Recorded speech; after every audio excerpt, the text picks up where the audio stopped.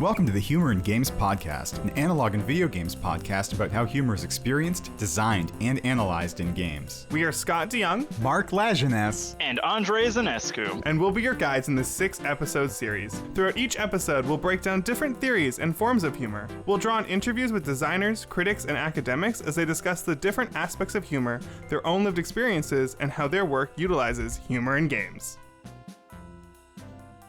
In this episode, we explore how humor changes once live streaming enters the equation. We've listened to designers and academics talk about how humor is structured, what its mechanics are, and how it can impact folks. Now, it's time to think about how audiences are actively reacting to and reshaping humorous content, and how that content might have been intended to be serious, but can be transformed into new kinds of jokes. Let's take a beat and think about how many groups filter into the process of designing games that include humor. From the concept artists, the coders, to the animators, to the quality assurance testers, and the community managers, games are always the product of a massive crew of game makers. The question we should be asking then is, who are they making for? What is the audience to them? Audiences shift, they change their tastes, and they age. They get replaced by new audiences as generations move forward. Still, there are these ingrained and often limiting ideas about core audiences that persist in design frameworks. Brendan thinks back to Graham Kirkpatrick's work on early 90s gamer audiences, and the idea that AAA franchises bank on having an infinite supply of teenagers to design for, no matter what decade we find ourselves in.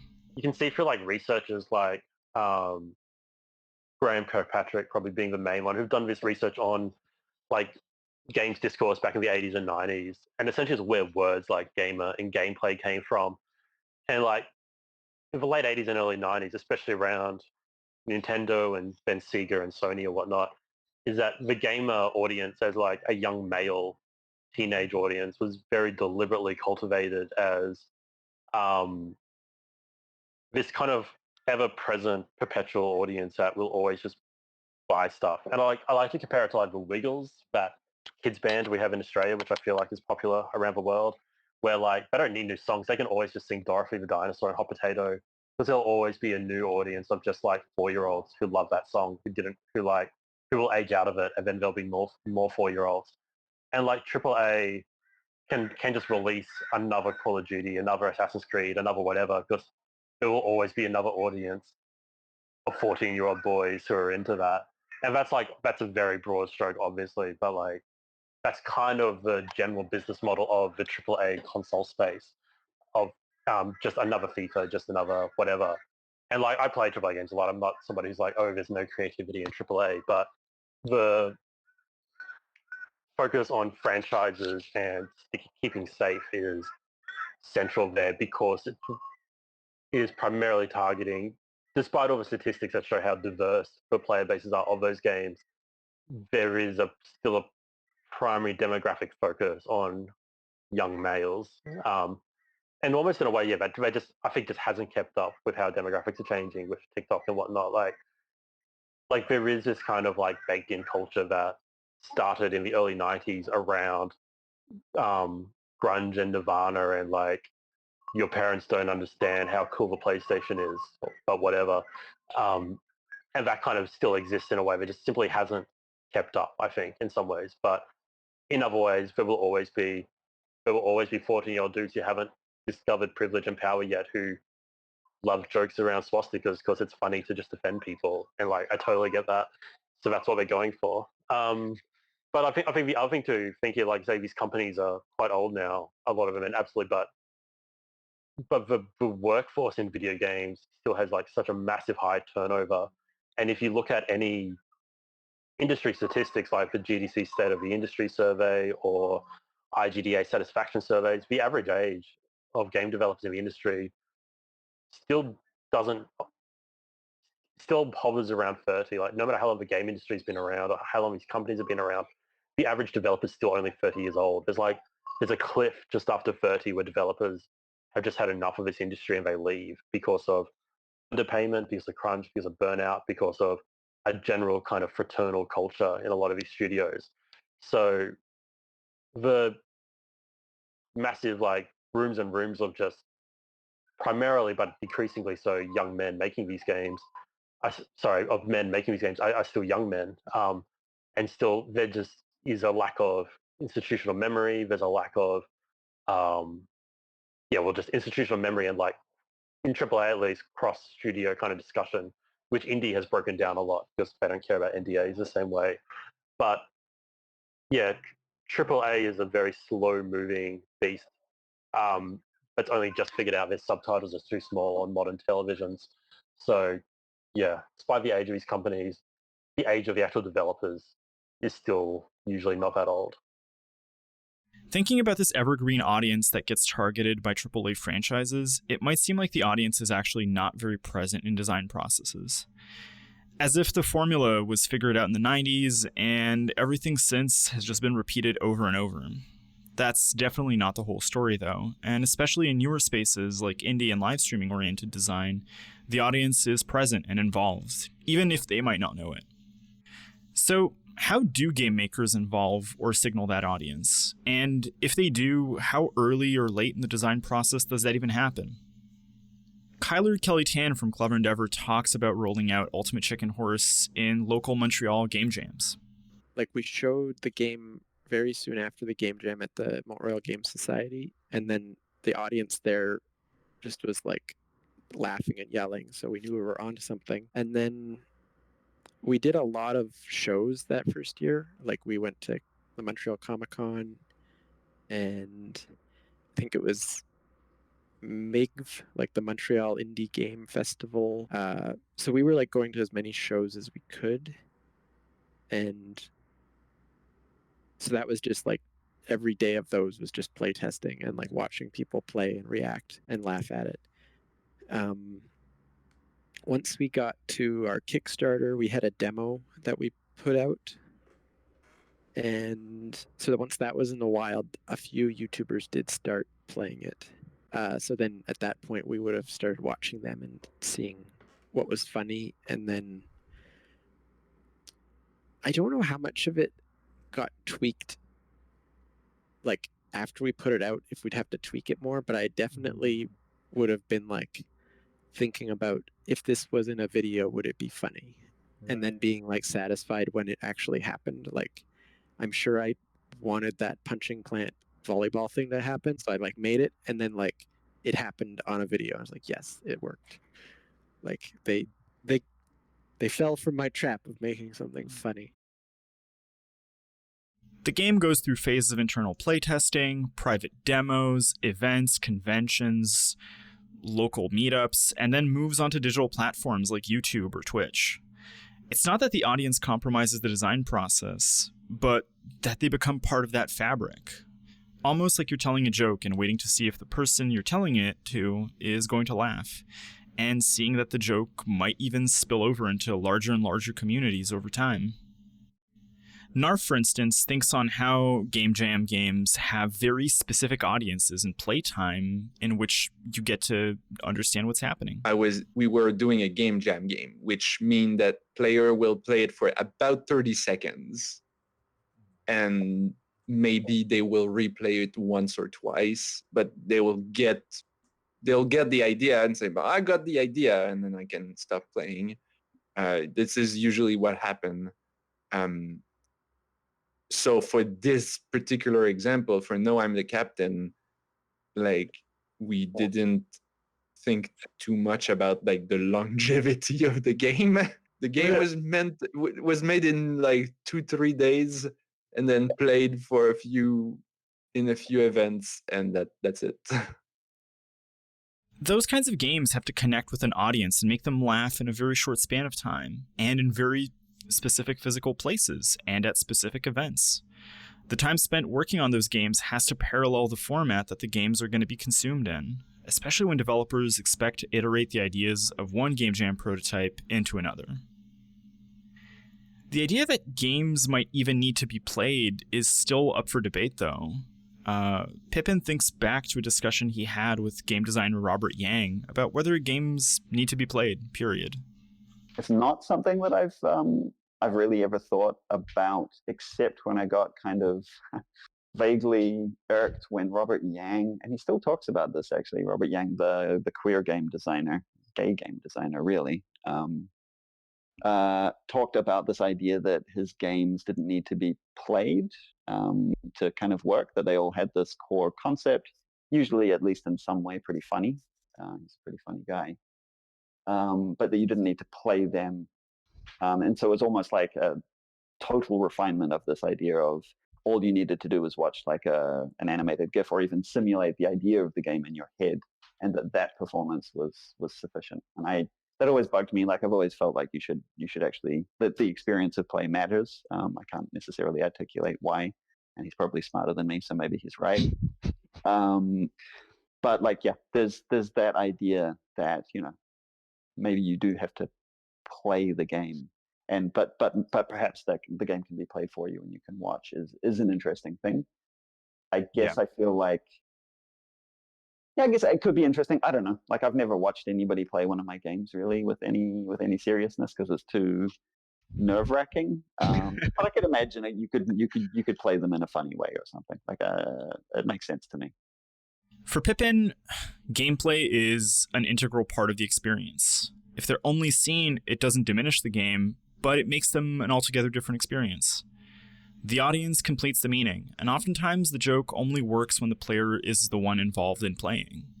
We might have multiple audiences with each one producing new jokes between themselves and the game, and that can be leveraged, or not, as much as game designers want to integrate it into their practice. Sometimes, though, even getting access to that feedback can be a challenge. Eva discusses how games sometimes get rolled out to prospective audiences. We're definitely very conscious of our audience. A lot of times we will, pretty much all the time we will soft launch a game, which is kind of the game in its bare form, just to make sure that it's connecting, so that it's pretty much like a beta. Right. And then we work towards getting better numbers with that particular audience from there, making adjustments, seeing what works, and so on and so forth. So in that sense, we're very conscious of our audience, and we take player feedback and all of that stuff. And on the marketing side as well, because a lot of the mobile games industry is very user acquisition based. So what kind of stuff we can use for ads is really important as well. Because the better the ad connects with the user, the less money we have to pay for every single user that we can get into the game. It's important to also think about the business side of how those audiences are brought together and cultivated. If developers can find them easily and get their games in their hands, that symbiotic design process becomes infinitely easier. The audience can be an invaluable lifeline for developers trying to connect with someone who will appreciate their work. But all these ideas about the importance of targeting an audience brings up new issues. Intended audiences, the ones the games are made for, signal what kind of humor designers can put in. A lot of humor might need in-depth game knowledge to even work. It might need a secondary audience watching the players themselves. Pippin thinks back on T. Takamoto's Kaizo Mario World, a prototype that completely morphed Super Mario World into something else entirely. It's a version of, I think it's Super Mario Brothers, that has been, it's levels designed for Super Mario Brothers that are insanely difficult. That's kind of their primary objectives. They're very, very hard. And the story being that they were designed by a master Super Mario level designer for their friend who was extremely good at the game. And so they can accomplish all kinds of things with their little Mario that the average human barely understands. So the sort of the core premise is that it's this very difficult Mario experience, which you're watching, and you're watching a virtuoso navigate it and work out how to conquer the various challenges. But I guess it's in the nature of Mario to some extent for any player, but especially in this context, it's all kind of slapstick as well. Like there's lots of, obviously you see this expert player fail constantly because the game is just so insanely difficult. From hidden invisible blocks where they manage to execute some like wonderful leap off a cliff, bounce off a Goomba's head, but then there's an invisible block placed perfectly which just catapults them down off the bottom of the screen, and it's just funny. Maybe especially because they're so good, right? It's like seeing a super duper athlete trip over a banana skin or something while they're about to score a touchdown or whatever kind of metaphor we want there. So definitely, I definitely get that idea of using games as a way of delivering comedy, whether or not the game itself is designed for comedy. And it's just as clear from something like Kaizo Mario that you can design the game towards comedy for performance specifically. Kaizo Mario became this Batsu game, a kind of punishment game show reinvention of Mario, which made humor central, and not just humor in play, but humor in viewership. The audience was this hyper-specialized and in many ways intimate group of skilled players. It also involved audiences that would view playthroughs in their own right. On another level, though, it completely gated out audiences that would not have fun with this kind of gameplay and been faced with limited accessibility. Whatever the case, audiences are often found at the end of a long chain of game development processes that can take months to take shape. Those development processes have to keep the jokes and those intended audiences in mind.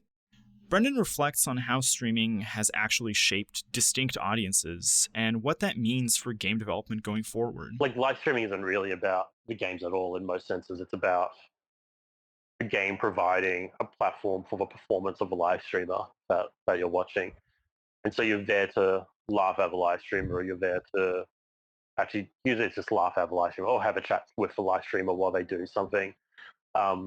Which, like, to me, as someone in my 30s, I just don't understand at all. Like, I just don't want to listen to some obnoxious dude talk. I just want to watch what the game looks like. But it's an aspect of the game culture that I'm just entirely alienated from, which I just have to appreciate.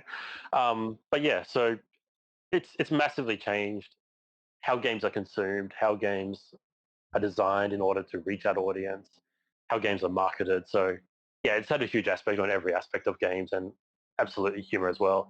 If for no other reason, it means a game like Benefot is getting over it, or a game like Goose Game, or maybe even a game like Goat Simulator has a long tail that it quite possibly would not have had if we didn't have these live streaming / let's play kind of cultures.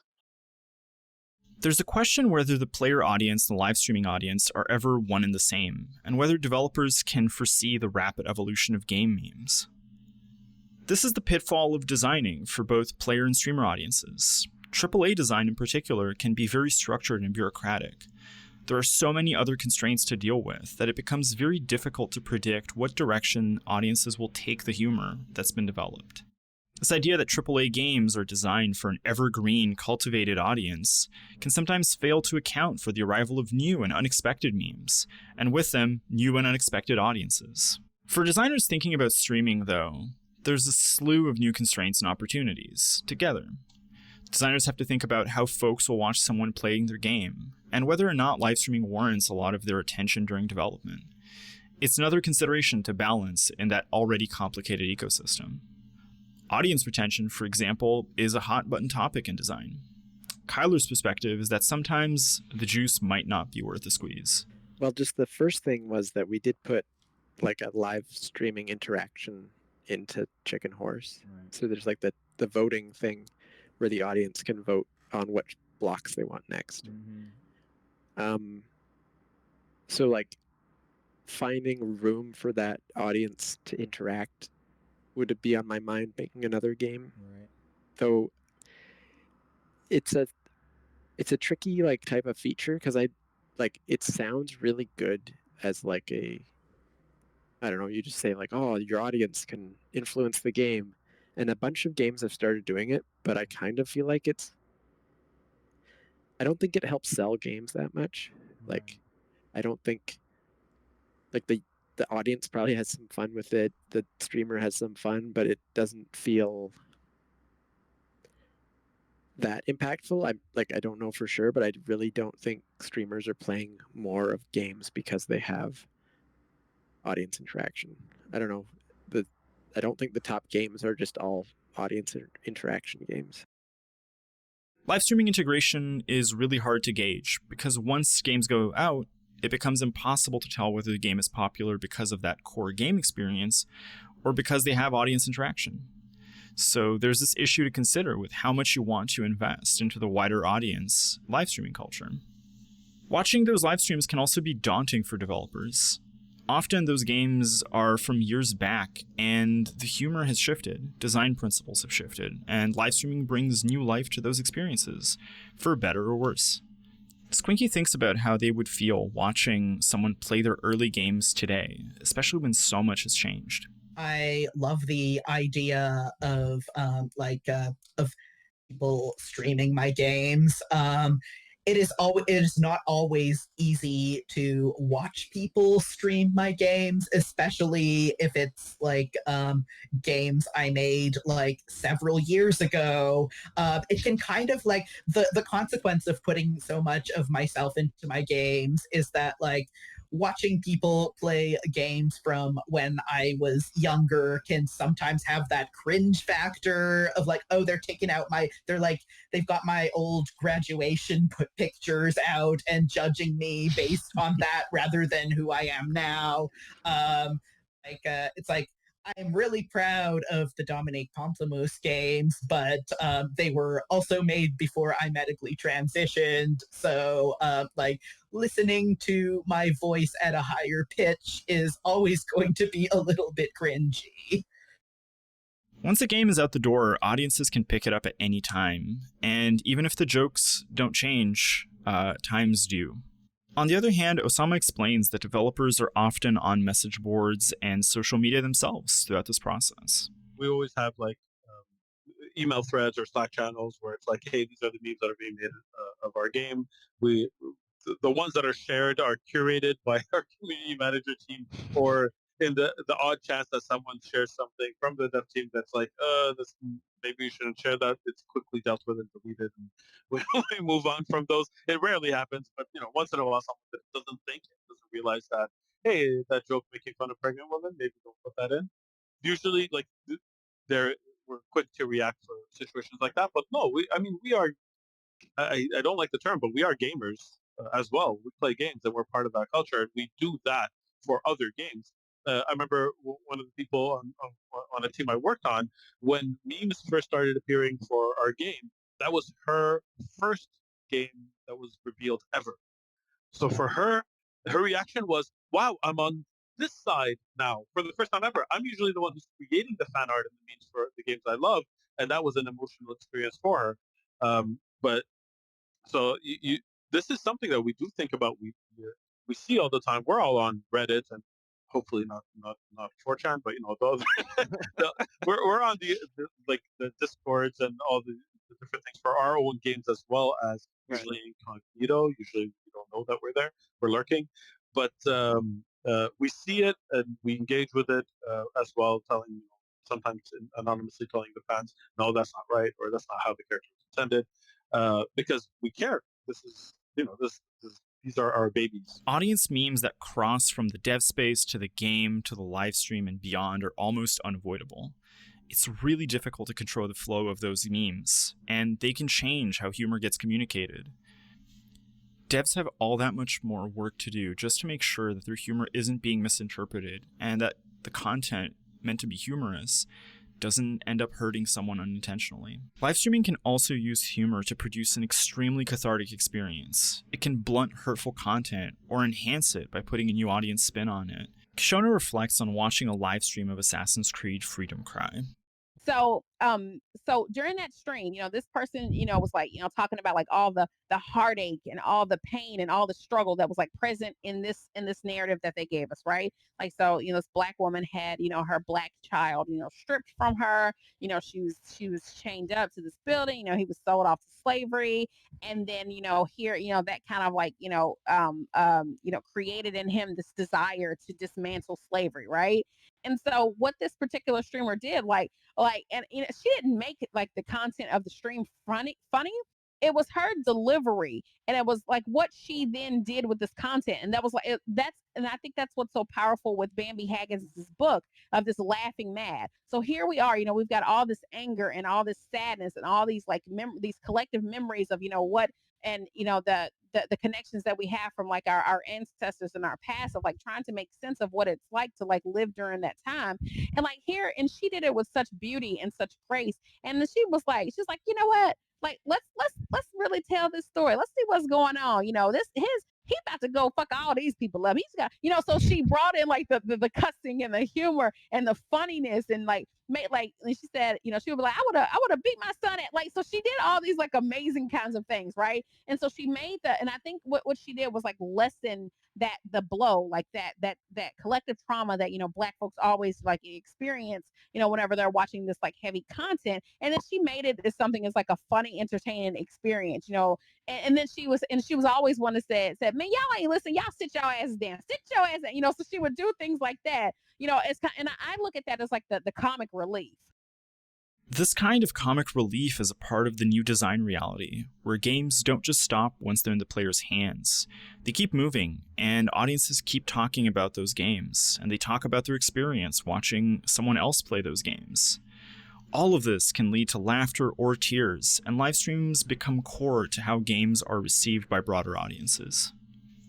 To wrap up this episode, we think back on this idea of the audience that opens up all new complications when trying to think about humor. Who is that audience? What time period were the devs designing in, and how have times changed since then? How does live streaming fundamentally alter that experience? How does the game design ecosystem of AAA or indie make that even more complicated? It's actually kind of a miracle when games do find a home with communities that pick up that humorous content or meme new jokes into existence.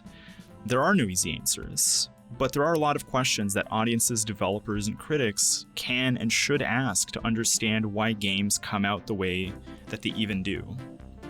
Or at least maybe we can finally get why Kaizo Mario is so funny. As always, a special word of thanks to all of our guests, Dr. Brendan Keogh, Dr. Kashana Gray, Dietrich Squinkifer, Osama Dorius, Kyler Kelly Tan, Eva Toker, Narf, and Pippin Barr for this episode. Thanks for tuning in, and next time we wrap up and look back on the series.